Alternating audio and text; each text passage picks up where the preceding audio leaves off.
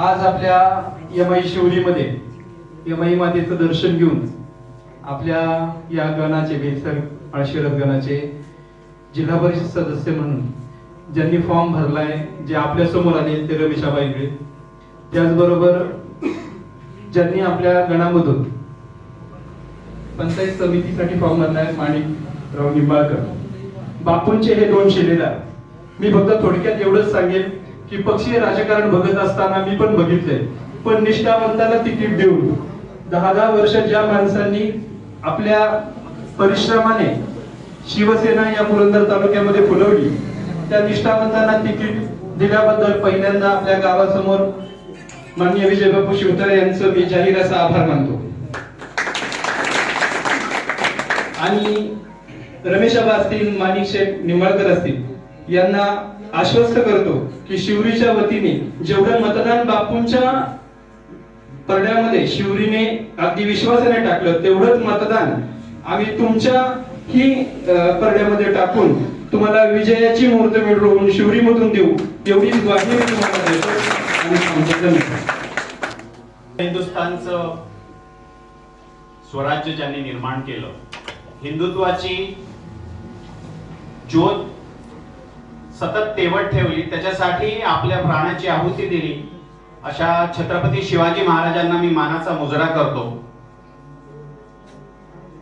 छत्रपती शिवाजी महाराजांनी हिंदू धर्म जिवंत राहावा आणि त्याचा प्रचार आणि प्रसार पुढे राहावा, याच्यासाठी प्रचंड आक्रमण झेलली. हिंदुस्थानचा इतिहास जर लिहायचा झाला तर छत्रपती शिवाजी महाराज, छत्रपती संभाजी महाराज यांच्याशिवाय हिंदुस्थानचा इतिहास लिहिला जाणार नाही.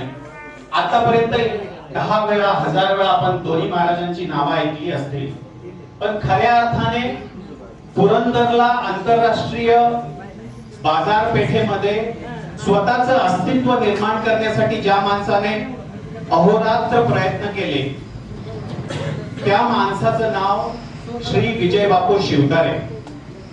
विजय बापू शिवतारेंनी जी डेव्हलपमेंटची व्याख्या पुरंदर तालुक्याला सांगितली, ती व्याख्या आज फक्त महाराष्ट्र नाहीये तर पूर्ण देशामध्ये नेतृत्वाची भूमिका घेत आहे.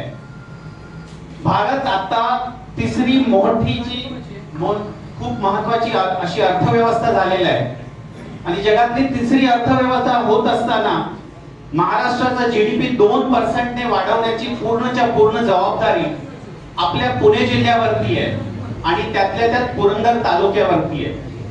पुरंदर तालुका दुष्काळग्रस्त असताना त्याला सुजलाम सुफलाम करण्याचं एक स्वप्न बापूंनी पाहिलं आणि ते स्वप्न पूर्ण करण्यासाठी स्वतःच्या प्राणाची आहुती देण्याची वेळ आली तरी बापू मागे थांबले नाहीत.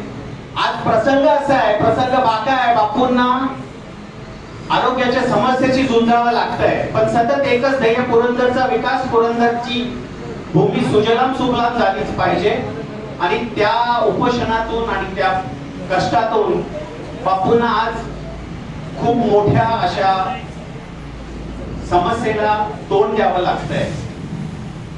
आपल्या सगळ्यांची इथे जमलेल्यांची जबाबदारी आहे की एक माणूस पुरंदरचा विकास व्हावा त्याच्यासाठी प्राणपणाला लावून कष्ट घेतोय आणि त्या शिलेदाराचे हात बळकट करायची ही वेळ आहे.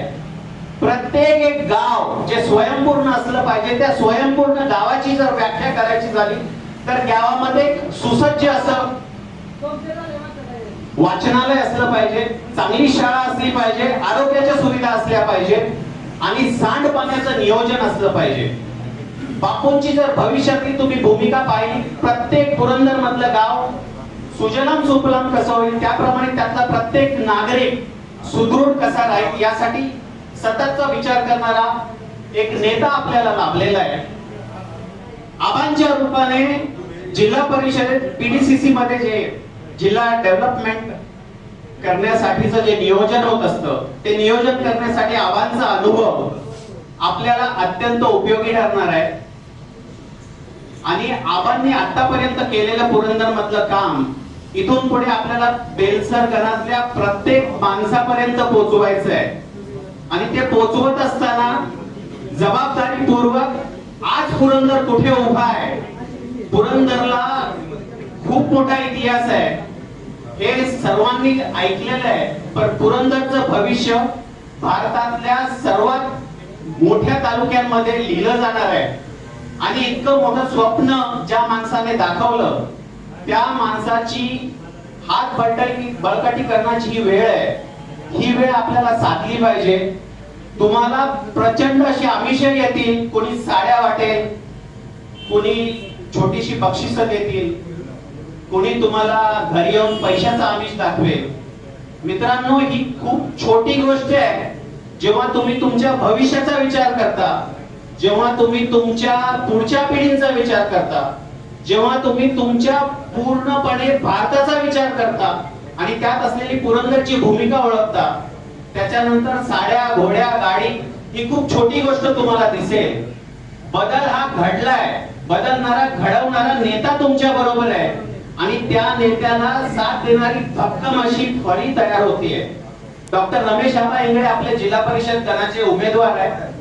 आपल्या सगळ्यांची आजची उपस्थिती आणि इथली ऊर्जा इतकी प्रचंड आहे की रमेश आबा इंगळेंचा विजय हा सुनिश्चित आहे. मला वेळ 2 मिनिटाची दिली होती, पण सांगण्यासारखं खूप आहे. कारण की मी फक्त रमेश आबांबद्दल बोललोय.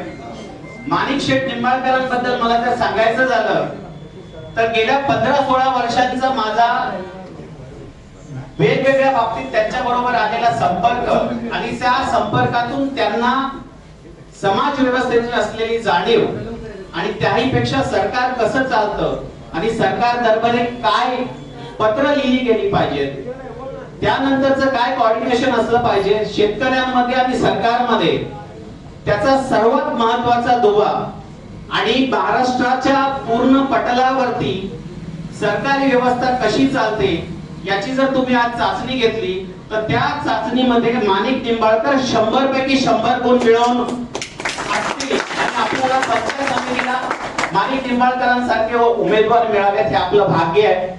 येणाऱ्या 5 तारखेला सगळ्यांनी शिवसेना हा पक्ष आणि धनुष्यबाण हे चिन्ह डोळ्यासमोर ठेवून कसल्याही आमिषाला न भूलता साड्या आल्या घ्या, इतर प्रकारची काय आमिष आली त्यांना नाकारून लावा, कारण साडीचा तो स्त्रीचा मान आहे. पण मतदान करताना माझं मन विकासाला, माझं मत धनुष्यबाणाला, माझं मत शिवसेनेला. जय हिंद, जय महाराष्ट्र. माझा नात्याने मामाचा मुलगा आहे, तर सर्वांनी तुम्ही एक हाती त्यांना तुम्ही मतदान करावं ही माझी इच्छा आहे. तसंच दुसरे पाहुणे त्यांना सुद्धा तुम्ही मदत करा. आणि ही वेळ आता जी वेळ आहे ही वेळ खरंच चांगली आहे. बापूच्या अंतर्खाली आपल्या तालुक्यामध्ये भरपूर कामं झालेली आहेत, निधी भरपूर येतोय. या 5 वर्षामध्ये आपला विकास 100% झालेला आहे. अजून तुम्हाला विकास करायचा असला तर तुम्ही या थोरांचे विचार घेऊन त्यांना तुम्ही मतदान करावं आणि गावाचं नाव निघावं एवढंच बोलतो.